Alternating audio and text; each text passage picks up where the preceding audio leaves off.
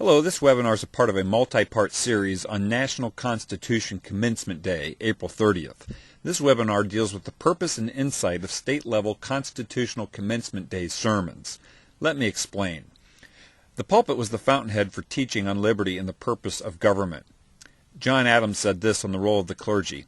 It is the duty of the clergy to accommodate their discourse to the times, that is, make it appropriate to the pressing needs of the times, to preach against such sins as are most prevalent, and recommend such virtues as are most wanted. For example, if exorbitant ambition and venality are predominant, ought they not to warn their hearers against those vices? If public spirit is much wanted, should they not inculcate this great virtue? If the rights and duties of Christian magistrates and subjects are disputed, should they not explain them, show their nature, ends, limitations, and restrictions? How much soever it may move the gall of Massachusetts, this last phrase meaning no matter how it agitates both the citizens and the leaders to hear these truths must be told. In the book of the 1800s, The Pulpit of the American Revolution, that reviews the role of the clergy during this period, it says this: the pulpit and the press were alive to the danger. In other words, they were the early warning systems. The pastors in this period of time taught on the most pressing societal needs of the day. They were the early warning systems. They could see ahead.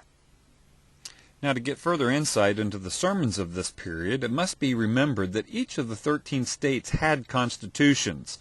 The federal constitution did not do away with the state constitutions. The states and the people themselves at that time retained 95% of their power. There was very limited power that was ceded to the federal government.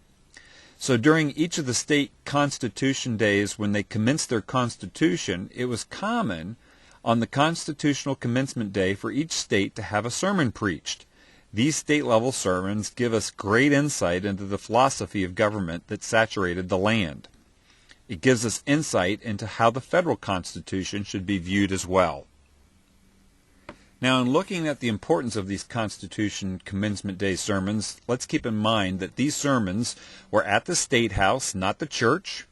They were to the governor, state representatives, and state senators. They were during the week.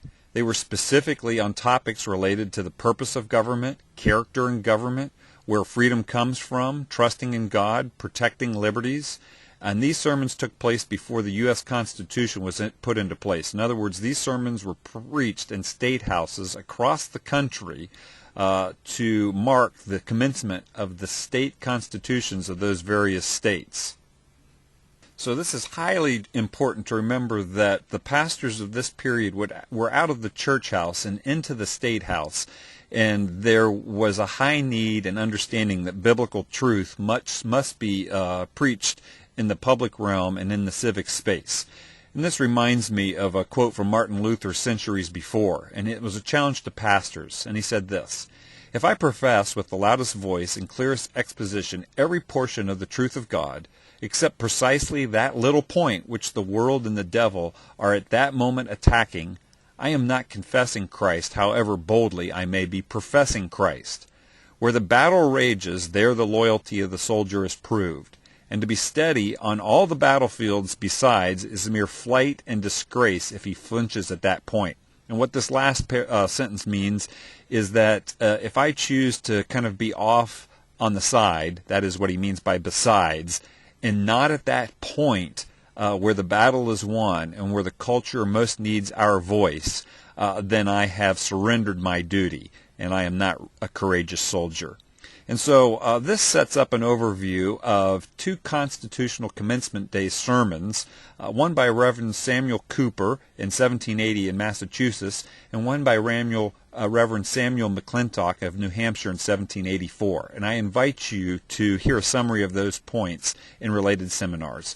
My name's Craig Seibert. Thanks for listening.